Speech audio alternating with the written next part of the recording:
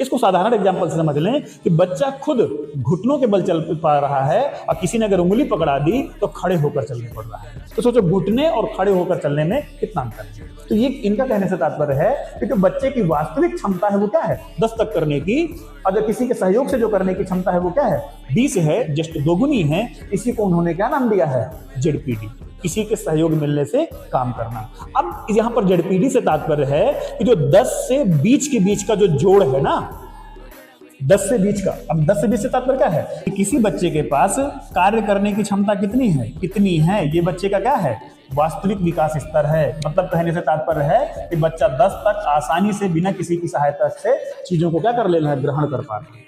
दूसरी बात आती है कि बच्चे का जो संभावित विकास स्तर है वो इस लेवल का है, मतलब बच्चा 20 तक का भी क्या कर सकता है, सीख सकता है।